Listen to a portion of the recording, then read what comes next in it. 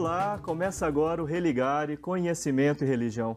Quais os principais ensinamentos do texto sagrado da tradição hindu, a Bhagavad Gita, sobre ética, paz universal e diálogo entre as religiões? No programa de hoje eu converso com Marco Antônio de Lara. Ele é mestre em Ciências da Religião pela PUC Minas. Ele fez um estudo sobre Karma Yoga como ação moral ideal na Bhagavad Gita. Ele fez um estudo comparativo com o teólogo Hans King e o fez sobre orientação de um colega nosso aqui da TV Horizonte, professor do programa de pós-graduação em Ciências da Religião da PUC Minas, o padre Márcio Antônio de Paiva. Seja bem-vindo, Marco Antônio, prazer recebê-lo aqui para falar sobre esse tema. Muito obrigado, Fábio. Acompanhe as notícias da nossa programação pelo site da TV Horizonte. O nosso endereço é tvhorizonte.com.br. E pelo canal Religare Conhecimento e Religião, que está no YouTube, você pode acessar, comentar, compartilhar os vídeos das nossas entrevistas. Não deixe de procurar pelos nossos vídeos no YouTube. Marco, quando é que você passa a se interessar, não é, pela espiritualidade hindu, não é? Hoje você é um brahmana, né, um sacerdote, traduzindo assim, né, um devoto de Krishna. Né? Quando que na sua trajetória você passa a se interessar por essa espiritualidade? Formalmente, Flávio, há cerca de 15 anos. Porém, a busca, ela já vem desde a infância, desde a adolescência, né? Eu me lembro que quando eu deitava, né, na cama e ficava me questionando, né, da onde vem o céu, as estrelas, de onde vem tudo isso, né? Qual é a origem? Então tinha uma curiosidade, uma sede, uma busca, né? Lá na sua infância, lá no interior paulista. Isso, lá em Porto Feliz. Aí na adolescência eu tive uma incursão muito boa, muito proveitosa com o catolicismo, né? Fiz encontro de adolescentes com Cristo, né? Fiz aquela passagem, né, de ficar uma semana com eles e foi muito interessante, né? E um pouco mais velhos, né, na idade de 15, 16 anos, ainda o questionamento era pulsante. Então eu comecei a me interessar por literatura, né? Eu li alguns clássicos como Edgar Allan Poe, Oscar Wilde, Balzac, o Dostoiévski, Aldous Huxley, e tudo aquilo me deixou muito encantado, né? E também tive uma incursão pela filosofia, né? Li um pouco de Platão, um pouco de Nietzsche. E certa vez, numa literatura recreativa, né, se eu posso dizer assim, fui na biblioteca da minha cidade e encontrei um livro, né, chamado O Baú do Raul, que é a biografia do Raul Seixas. E o Raul, ele tem uma personalidade um pouco curiosa, né? Sim, sim. Não muito referencial, né? Mas nesse livro ele falava que a Bhagavad Gita... Ou bastante, né? Bastante referencial para tanta gente. Ele dizia coisas interessantes, né? Mas a conduta moral dele... Nesse sentido da conduta que você quer dizer. Isso. Então ele dizia nessa biografia dele que a Bhagavad Gita é o livro mais interessante que ele tinha lido, né? Que ele tinha encontrado. Então eu tive que buscar a Bhagavad Gita, né? Então fui na biblioteca da minha cidade, também tinha a Bhagavad Gita. Aí eu li, estudei ela por um mês e tomei uma decisão, né?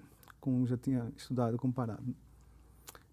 Se eu quisesse me aprofundar na Bhagavad Gita, saber mais sobre a Bhagavad Gita, eu tinha que encontrar as pessoas que seguem, né, que a praticam a Bhagavad Gita. Eu fiquei sabendo que em São Paulo tinha um templo, né, na Vida Angélica, então eu resolvi ir lá fazer uma experiência, né, viver com esses monges, com esses estudiosos e praticantes da Bhagavad Gita. Sim. Aí a experiência foi muito boa, né?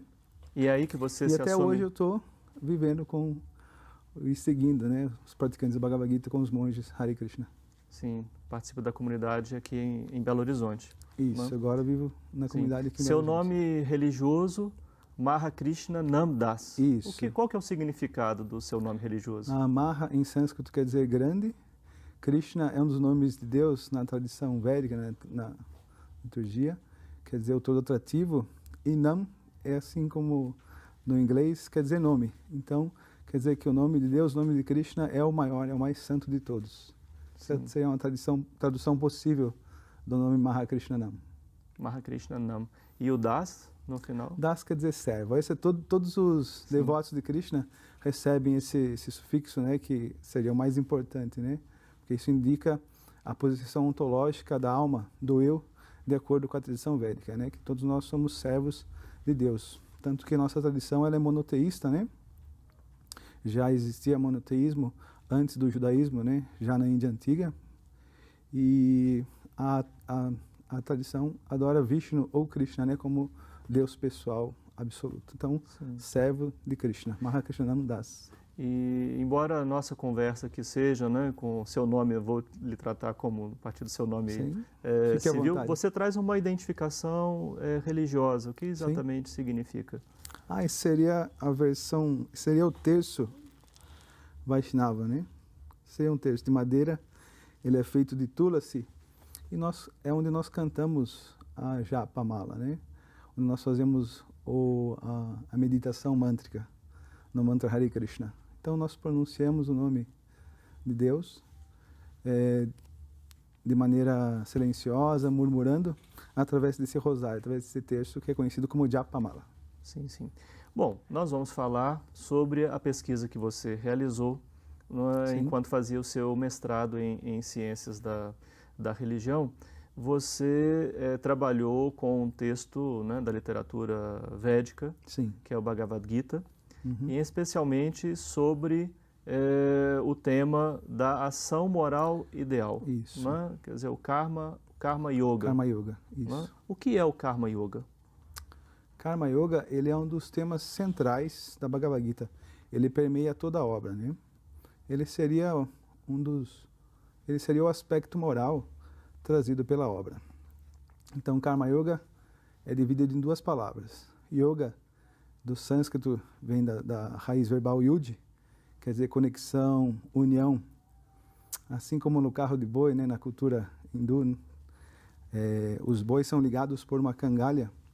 Então, essa união, essa conexão é yud, né? Daí vem o termo yoga. O próprio Mircea Eliade fala. Mircea Eliade, o estudioso das religiões, historiador das religiões. Dos grandes pioneiros do estudo da religião. E a palavra karma vem da raiz verbal krim, quer dizer ação, atividade, trabalho. Assim como nós temos conhecimento na tradição ocidental, o trabalho, a labuta diária, né? Então, essa expressão karma ele indica uma inserção social. É o yoga em ação. A yoga ativa, a yoga doação. A yoga Então, essa expressão Karma Yoga ela indica uma junção e uma resolução histórica de Krishna dentro de toda a tradição védica. Porque existe uma parte da literatura védica, a parte do yoga, dos Upanishads, do Vedanta Sutra, a parte filosófica, ela indica uma renúncia do mundo, um desapego, um apartar do mundo, né? Para se alcançar o absoluto, para se alcançar a verdade absoluta, né? Ou seja, um total desapego da matéria, uma posição radical quanto a isso. Porém, existe uma porção da literatura védica que trabalha com a ação, com o karma, ou seja, é muito semelhante à disposição, a moral eudaimônica do Aristóteles, né? Ou seja, a ação deve conduzir ao bem-estar, ao prazer, à felicidade, mesmo na plataforma material. Então, como que você pode juntar as duas, né? Então, Krishna vai conseguir fazer isso.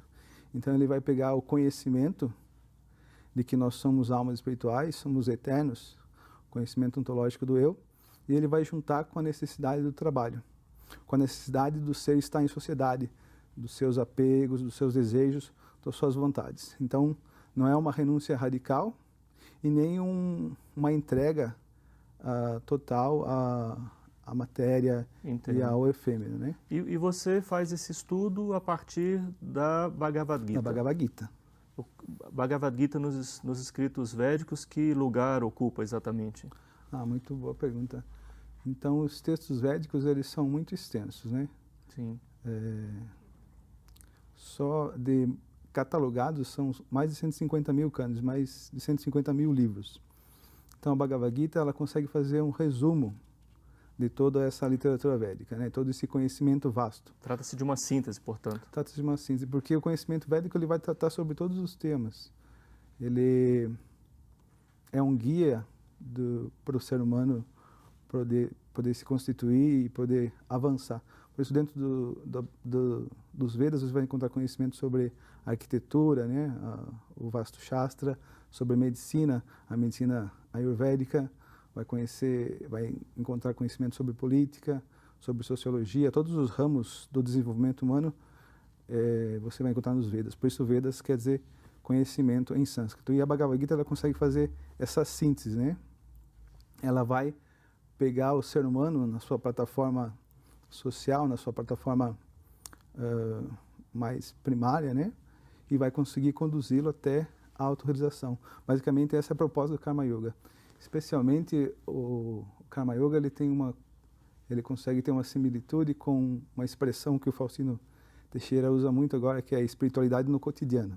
Sim, o professor Faustino Teixeira, da Universidade Federal de Juiz de Fora. O grande Faustino Teixeira, um dos grandes. Já esteve no Religare aqui várias vezes, sim. Então, porque de um lado, para se conhecer Deus, muitas tradições recomendam uma renúncia, né, um afastamento total. Mas a proposta do Karma Yoga é onde você trabalha, você tem a sua inserção social, mas tudo que você faz, você renuncia aos frutos da ação para Deus. E como que é esse renunciar aos frutos da ação? Por exemplo, um pintor, ele pinta quadros. Então, o fruto da ação seria os quadros. Sim. Seria a obra de arte dele. Um poeta, ele compõe poemas. Então, o fruto da ação dele seria poema. Então, a proposta é que tudo que você faz, você faça para glorificar a Deus. Então, eu preciso chamar o intervalo, então vamos fazer uma breve pausa e seguimos logo a partir desse ponto, exatamente. Ok. Vamos fazer então um breve intervalo, mas daqui a pouco a gente volta com o Religare de hoje.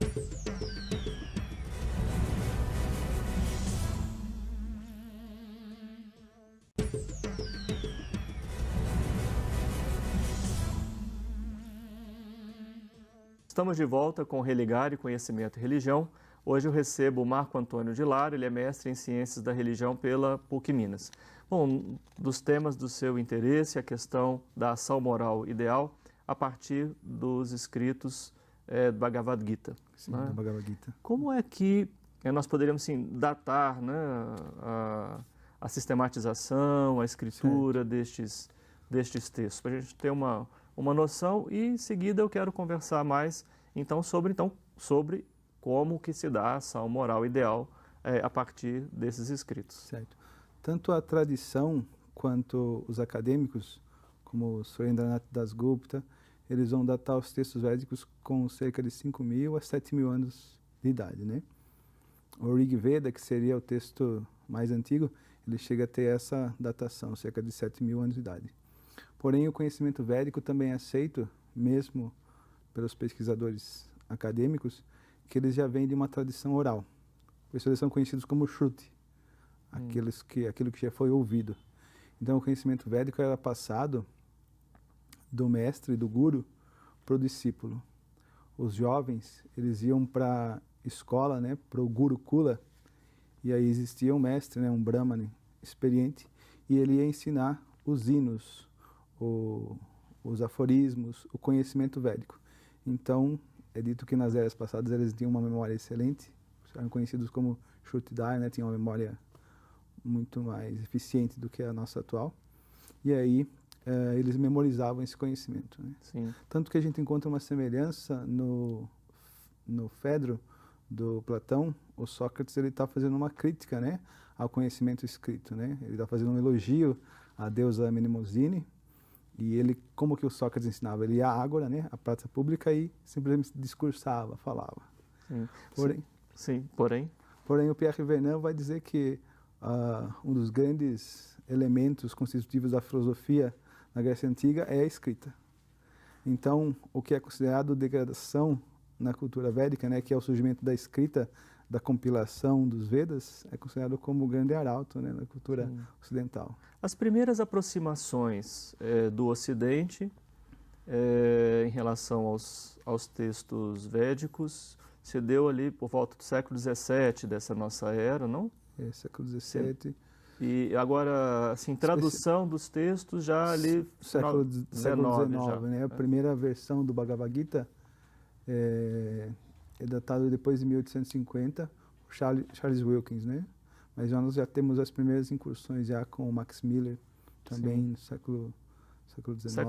Século XIX. Sim.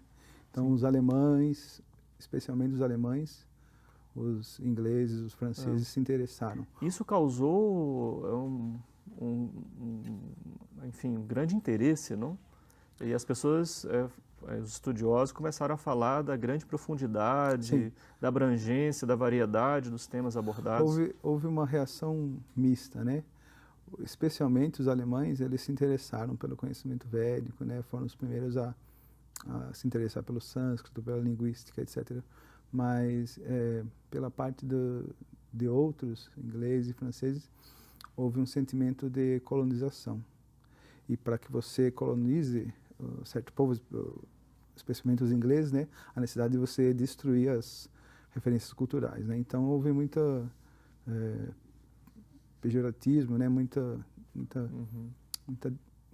visão muito errônea, né, dos textos védicos, a fim de introduzir o cristianismo e poder dominar a cultura hindu, né? Sim, então por vias diferentes, em todo caso, no geral, houve uma aproximação importante a partir do século XIX, né? Isso. Tem uma tese de história do Arilson pela Universidade de São Paulo, pela USP, falando muito bem sobre isso, né? Pegando os pontos históricos, qual foi o interesse dos alemães, qual o interesse dos ingleses e dos franceses pela cultura védica, pelo hinduísmo, né? Sim. E o que nos ensina, afinal, a Bhagavad Gita sobre a ação moral ideal? Você já explicou, né? Os termos que constituem, né? Bhagavad Gita, o Karma Yoga, mas afinal, qual é o ensinamento, né? Do Bhagavad Gita sobre a ação moral ideal? Então, que através do processo de Karma Yoga, cada indivíduo, em sua posição, pode se purificar, pode elevar sua consciência e ter conhecimento de Deus. Como ele faz isso? Renunciando aos frutos do seu trabalho. Obrigado por ter colocado já a pergunta, né? Como ele faz isso? Então, um poeta, o fruto da ação, o karma fala dele, é o poema. O fruto do trabalho de um pintor é um quadro. Então, eles dedicam a sua obra, o seu esforço, sua inteligência, etc., para glorificar Deus, para estampar Deus para a realidade. E um trabalhador comum que trabalha numa empresa? Então, ele vai dedicar uma parte do seu salário, da sua subsistência, para propaganda de Deus, certo? Então, nesse sentido, ele mantém a sua subsistência, né? Sua família, etc., o necessário, e o excedente ele vai usar para a propagação de Deus. Então, nesse sentido, o processo de Karma Yoga ele é universal. Mesmo um presbiteriano, mesmo um pentecostal, um budista, um kardecista, pode praticar Karma Yoga. Por quê? Porque ele renuncia não aos objetos materiais. Da onde vêm os objetos materiais? Da onde vem a energia material? A energia material, ela vem de Deus, de acordo com os Vedas, né? Deus é a causa de todas as causas, a fonte de tudo. Então, a energia material também vem de Deus. O problema é a mentalidade que nós temos em relação a essa energia material. Por exemplo, um carro, ele é feito do quê? Ele é feito de matéria ou de espírito?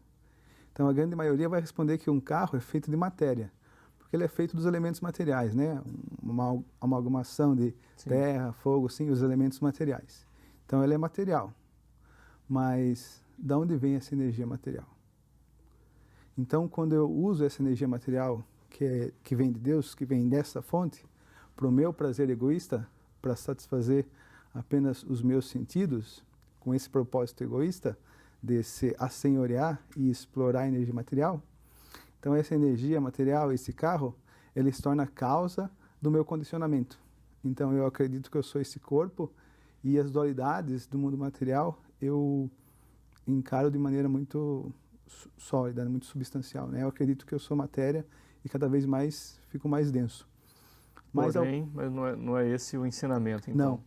Essa seria uma reação de você tentar explorar a energia material. Sim. Porém, quando você, com conhecimento, entende que você é um homem espiritual e que tem uma conexão eterna com Deus, você vê a energia material como produto de Deus, você usa essa energia material para a satisfação de Deus. Então, esse carro que você usar para o seu prazer egoísta apenas, o seu prazer pessoal, você usa ele para o prazer de Deus. Como? Por exemplo, está chegando monges, sacerdotes lá no aeroporto, você vai usar ele para pegar essas pessoas, trazer até o templo. Você vai buscar vegetais para ser cozidos, para serem oferecidos a Deus. Assim, toda a energia material, você não usa mais para o seu prazer egoísta, o que causa cativeiro, karma.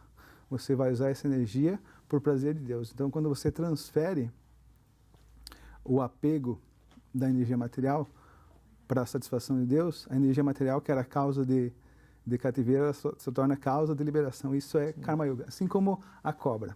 A cobra, ela tem veneno que mata, mas é do mesmo veneno da cobra que se faz o antídoto. Então, a energia, quando ela é usada para a satisfação de Deus e não nossa, chama-se Karma Yoga, ação e consciência de Deus. Como que se dá o diálogo, né, entre, né, este ensinamento e a cultura do Ocidente? Em particular, a gente vive um momento em que se valoriza muito essa dimensão material, né? Essa ideia de posse, de possuir mais e mais. Né? Como que se dá o encontro, né, entre dois aspectos, duas maneiras de compreender a vida tão distintas? Enfim, na verdade, esses elementos já estavam lá, não? Porque se a Bhagavad Gita já falava disso. A questão não é o gozo nem o prazer consequente da energia material. A alma, ela é feita de prazer, de acordo com os Vedas, Ananda Maya Vyasati. Então, a busca por felicidade é natural. A questão está na matéria, está inserido no meio social, mas está esquecido de Deus. Compreendo. Então, a proposta de Karma Yoga é que a civilização material, a civilização ocidental, melhor dizendo, ela não é negativa. A grande questão, o que é destrutivo, é o esquecimento de Deus. Sim. Porque Deus está em tudo. A partir do momento que você usa a matéria para o prazer dele, para a satisfação dele, com ele, cada vez mais a nossa consciência dele vai se recobrando. Mas cada vez mais que você explora a matéria sem ele, cada vez mais você vai se esquecendo dele. Sim. Nós temos 1 minuto apenas. Eu gostaria de perguntar para você, a Bhagavad Gita é um texto aberto para o diálogo entre tradições religiosas? Favorece o diálogo? Totalmente. Na nossa pesquisa, a conclusão que nós chegamos, ela aponta para esse lado, porque o Bhagavad Gita, ele nunca aponta um secto. Ou seja, um secto, uma religião em particular. Krishna vai trabalhar no Bhagavad Gita com os sintomas. Quais são os sintomas de uma pessoa santa? Não é que ela pertence a um determinado povo, a uma determinada região, a uma determinada religião. Ela tem sintomas. E esses sintomas são as virtudes, né? A humildade, a modéstia, a compaixão, a sabedoria. Então, a Bhagavad Gita ela vai trabalhar muito com os sintomas. Da mesma forma que uma pessoa que está alcoolizada. Não é porque ela é de tal cidade ou de tal partido. Não, você vai reconhecer que ela está alcoolizada por causa do andar cambaleante, do hálito, etc. São por sintomas. Então, a Bhagavad Gita ela é muito universal nesse sentido. Ela vai trabalhar com questões como a morte, como o apego, como eu posso me livrar do enredamento, quem é Deus, quem sou eu. Então, as questões são muito universais. Ela não trabalha com elementos particulares. Ela trabalha sempre com aspectos universais. E quando a gente chega na plataforma universal, aí se estabelece conhecimento. Né? Ok. Muito obrigado, Marco, pela sua participação aqui no Religar e pelos seus ensinamentos. De nada, Flávio. Disponha. O Religar e Conhecimento e Religião é um projeto de extensão do Programa de Pós-Graduação em Ciências da Religião da PUC Minas. Você pode conhecer as nossas atividades e cursos de especialização, de mestrado ou de doutorado acessando a página que está em pucminas.br/ppgcr. Religar de hoje fica por aqui. Obrigado à nossa equipe e obrigado a você pela sua companhia. Um abraço muito cordial e até a próxima semana com o novo Religar e Conhecimento e Religião.